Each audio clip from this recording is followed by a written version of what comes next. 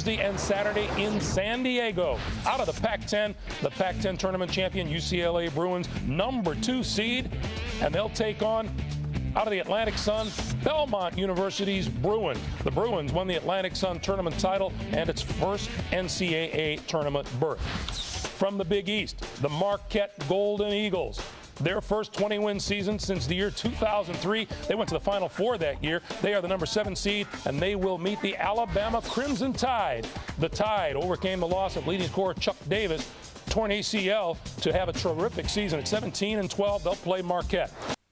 Cox Arena, the scene, 12,000 fans delayed by some 2 hours in their arrival, although they were outside. Alabama's Crimson Tide from the Southeastern Conference and the Big East Marquette Golden Eagles. They are in the Oakland bracket, and they're the teams. A couple of wins will earn the chance to go up and continue their quest for a national title on the east side of the bay. Dick Enberg and Jay Billis here at Cox Arena, and I arrived at 9:30. I live here in the San Diego area, and they said hello, and then they said get out of here. And they cleared Cox Arena, and most of us were waiting outside in the parking lot for some 2 hours before they made a complete sweep of Cox Arena. They found a suspicious container, and they made absolutely certain all was well. Here are the fans waiting outside very patiently for a couple of hours. They didn't come into the arena until about noon today. Then Alabama arrived, and then the Marquette team, they were sitting on buses in the parking lot by their hotels, Jay, before they finally said, well, might as well go back to your room. Well, and taken out of their routine, they did have a chance to go back to their room and see some of the upsets that were going on in this NCAA tournament, but it's a situation they're just going to have to adapt to and overcome. It's happening for both teams. And both teams seem very steady with what has happened thus far. The best rebounders in the Southeastern Conference, but rebounding going to be a big factor in this ballgame. Marquette really wants to go to the glass to keep Alabama and their big inside duo from getting second shots. That's an important factor for Marquette.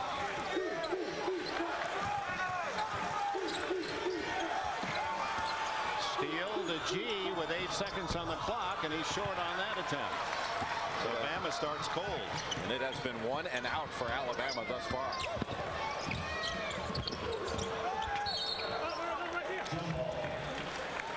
Marquette Golden Eagles. There were the Warriors back when Al McGuire won the national title in 1977. When they made the move to that powerful conference, they'd have their troubles, but no one knew about the 2 freshmen that Crean was going to start, who have been absolutely terrific. From the corner, and that's where he likes to shoot, John Felix. And the first points for Alabama come on the tray. For Alabama to be successful in this game, Sean Felix has got to hit perimeter shots to stretch that Marquette defense. Inside is the big man, Barrow, Ousmane Barrow, the 6'10 sophomore from Dakar, Senegal. Marquette so good off of ball screens, and Dominique James getting better and better at reading those situations. The game is starting to slow down for that freshman. Felix not afraid to fire, and there's one of those rebounds. So hard to get blockout responsibilities in a zone. You can't just turn. You've got to turn and box. And McNeil runs into a foul, scrambling for the rebound. Now 3.5 minutes in, and Marquette with a 1-point lead. Alabama with the ball. Mark Gottfried going with that crimson red coat. He started wearing that in response to Bruce Pearl at Tennessee wearing that bright orange coat. And he looked long and hard to find a coat of that color. Here's Felix. He hits another one. Same spot. And Alabama leads for the first time. A pair of trays from Jean Felix. That may wind up pulling Marquette out of that zone a little bit early.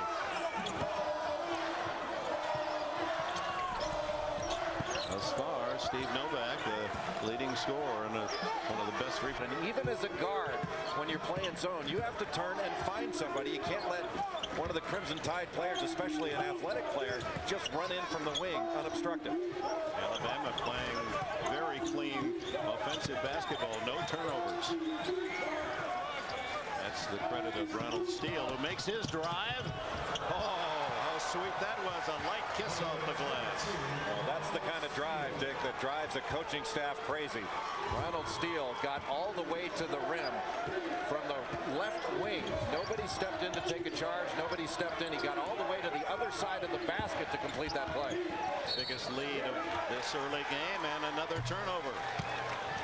And Steve Novak, but for one shot, a three, has been handcuffed by the Bama defense.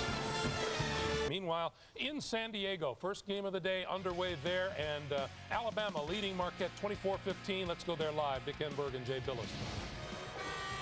Here at the Cox Arena, San Diego State's campus, it's the number 7 seed Marquette Golden Eagles and the 10 seed Alabama Crimson Tide, and Bama out to a 9-point lead early using the 3-point shot effectively, and turnovers have hurt Marquette. And Marquette with 5 turnovers, 8 Alabama points off those turnovers, and Marquette now sticking with man-to-man, trying to get a little more pressure on Alabama. Alabama's done a really nice job on the offensive glass, getting second shot opportunities. Chris Grimm, number 33, 6'10 senior from Brighton, Michigan, who rarely plays, being used early by Tom Crean to try to stop Jamario Davidson, who has had it his way inside. Down to 10 on the shot clock. Alabama's had 8 more field goal attempts early than Marquette.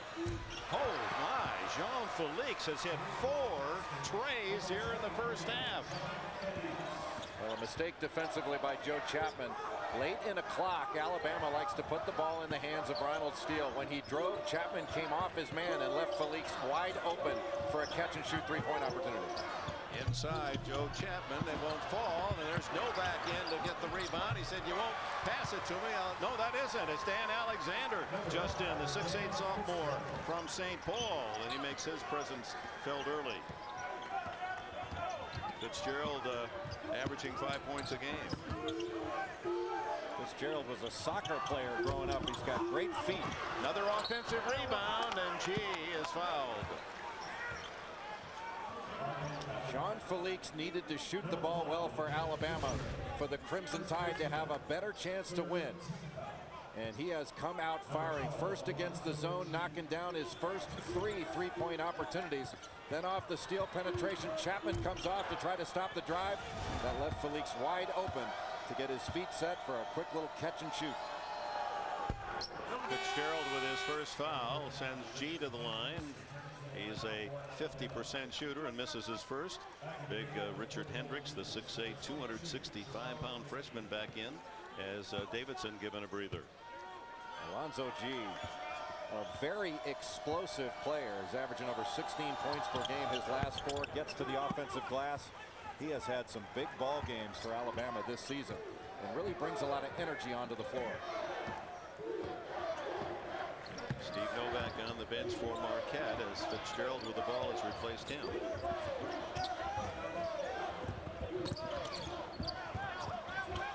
Into heavy traffic, and McNeil throws it away. Steele with the steal. Pulls up for 3. No. Another rebound. Hendricks. And they're going to call that a tie-up, and the arrow points to Marquette. CBS Sports Line will keep you close to the action, fans. Get up to the minute scores and on-demand highlights for each first-round game at CBSSportsLine.com. And how about the early upsets? First scores in, the first 2. That was the underdog with a victory today. Wichita State and Wisconsin-Milwaukee.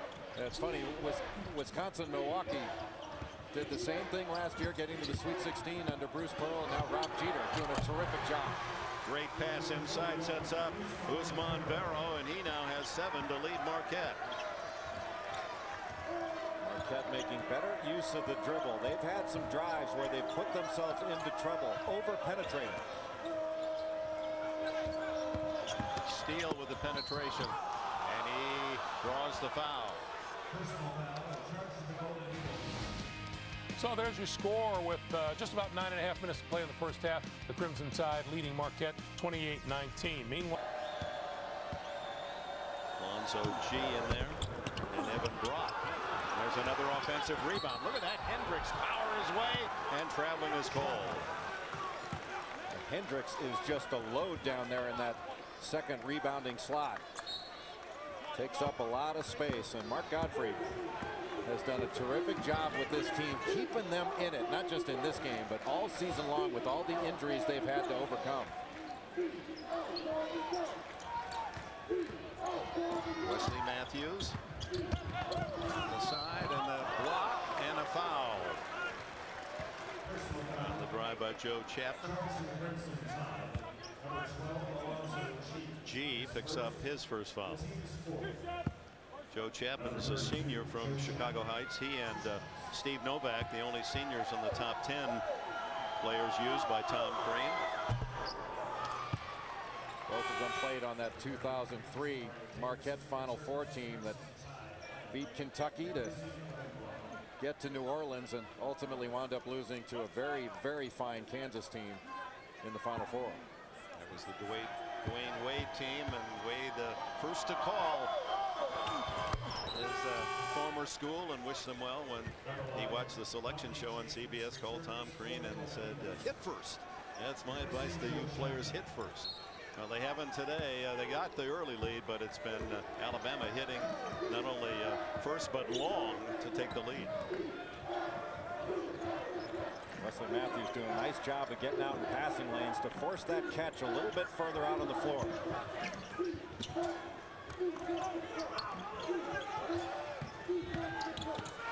G has it partially blocked, but Hendricks controls. Now Davidson, who's just returned, bats it. They play a little volleyball, and finally it's Dominique James the other way from Marquette. It's down to the short corner by Wesley Matthews, and Jarrell McNeil has absolutely no fear taking the ball to the basket. What a courageous driver. Tom Crean said he shows up when the lights are bright. He likes center stage. And the save by James will give Marquette the ball. Novak reduced to a cheerleader at the moment. You hear a lot about the extra pass, and Wesley Matthews could have taken that drive himself, but passed down along the baseline to somebody who had a better opportunity, and a nice heads-up play by Dominique James, throwing the ball off of Brandon Hollinger to get possession for the Golden Eagles.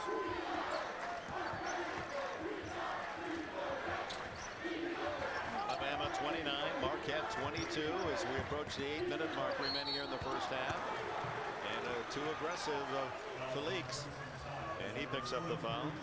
Felix trying to beat it. So Alabama with a 29-22 lead as they approach 8 minutes to play in the first half. Meanwhile, in Salt Lake City, Montana and Nevada are just under the 7-minute mark in the first half, and the Grizzlies lead it 25-18. Thank you for joining us on Singular at the half. Back to Jacksonville for the second half after this. CBS Sports presents Singular at the half, sponsored by Singular, raising the bar. Davidson. And James with a penetration, and it just wouldn't fall for him. He took a whack as he delivered the ball. No foul. Felix, he hasn't lost his touch. 5 from outside, 5 for 6, and 15 points for Jean Felix. Jean Felix averages only about 8 points per game, but when you get him started early, he can fill it up, and clearly he is feeling it today in San Diego. Almost doubling his average in just 13 minutes of the game. And when you get a shooter like Jean Felix that likes to catch and shoot, you've got to make him put the ball on the floor, turn him into a driver. Well, the pass was too strong from McNeil, out of bounds to Alabama.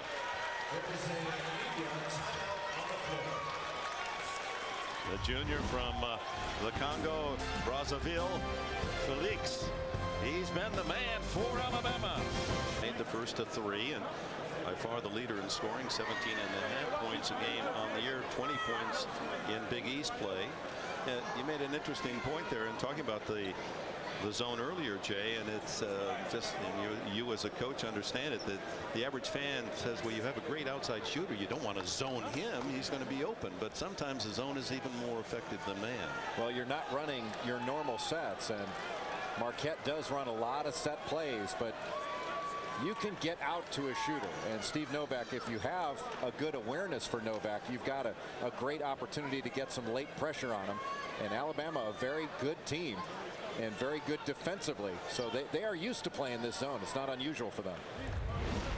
You saw the officials checking the monitors, and apparently to see whether or not the ball touched the rim, whether there's a new. Yes, it did. They reset the shot clock at 35. Marquette shooting over 60% in this ball game, yet they find themselves down by 11. They have allowed some offensive rebound opportunities. They have allowed Jean Felix to get started from 3. And they've been guilty of turnovers. Alabama's taken advantage of those turnovers by scoring on the other end. It's been an efficient half for the Crimson Tide. Neal to Novak, and he draws a crowd. Neal. And a foul against Marquette. The push-up, I believe, is on Jameel Lott. No, it was the other big man, Barrow, on the other side, and Ousmane Barrow has his first foul, and that's 6 now on Marquette. So Bama goes to the line from now on. Tom Crean having to go big with his lineup. Now Steve Novak having to guard Felix, and he better get up on him and turn him into a driver. Yeah, Felix had a shot there, but turned it down. And this one is blocked by McNeil, but a foul, and so that'll be a 3-point attempt for Jean Felix. Second foul on McNeil. That's what knocking down some threes will do for you. Now Jean Felix has got great shot credibility. You've got to get out to him with a little more of a sense of urgency, and a little too much urgency there by the freshman Jarrell McNeil. And you just have to love that mentality of someone who thinks that they can really shoot the ball, because Felix actually was down to 29% from 3-point range, was not shooting well. He didn't know it. He came out firing. Only averages 8 points per game. Not a great shooter, but a streaky shooter, and right now he is on a hot streak. Makes 2 of the 3-point attempt. As Dan Fitzgerald is back in for Marquette, replacing Jarrell McNeil. When you've got a player with this kind of positive momentum, it's almost like as a coach, you don't want to go in for halftime. You want to say, can we just keep playing? We'd be willing to waive halftime. Did you ever feel that way? I did about my teammates, not about myself. 2 for 3 from the line from Felix, and it's a 13-point lead for Alabama. From the baseline short, and here comes Steele and Bama. The Tide on a roll here in San Diego. Hollinger's first shot of the game, not there. And Davidson gives Bama another second chance with the offensive rebound. They talk about long arms. James thought he had that ball, and then the long arm of Jamario Davidson just picked it out from over. Davidson says, okay, you think I'm going to drive? I can hit these too. And timeout called by Tom Crean. Can't believe it. Here at Cox Arena, 12,000, all conveniently located around this court. And Jean Felix, apparently that hour-and-a-half delay with the bomb scare that started our morning didn't bother him. Maybe he was off shooting threes in the parking lot, because he came out really drilling big numbers. He's a player that's been said that he has no conscience, and today, not a problem that he has no conscience. He likes any shot he can get, but everything he's got today, he's drilled. There's Novak. What a terrific shooter he is. At 6'10", tough to defend, and he'll shoot from anywhere. That's a big league 3. He's got 3 out of 4 today. All our trays. There's the steal. Solution. Tipped again, and on the third chance, Bama gets another offensive board basket. Alabama is just dominating the offensive glass. Those big bodies, they know they have an advantage, and they're taking advantage of it. But Dick, let's set up the play. Davidson. Felix, another 3. Kind of shot-putted that one. didn't really get his feet set. He was almost surprised he was that wide open. Novak. And it's out of bounds to Marquette. Novak almost shot that ball as an afterthought. He's got to be more aggressive in looking for his shot. Tom Crean and his staff have been on Novak all year long not to pass up shots, to be more aggressive and not to worry about being selfish. When he's got an open shot, it is good for his team for him to take it. He joined Stan Fitzgerald on the bench. Fitzgerald picked up his 3rd foul. A pass inside and a foul against Alabama. That'll put Marquette into the bonus.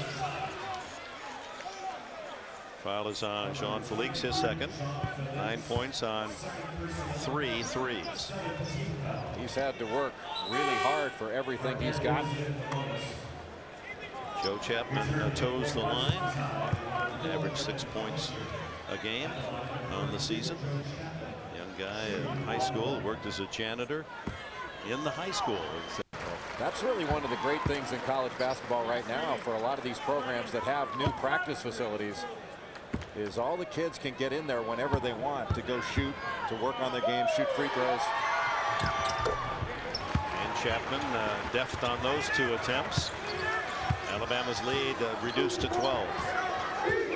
Marquette sticking with man-to-man. They started the game out in zone, and John Felix went crazy on the Golden Eagles from the perimeter.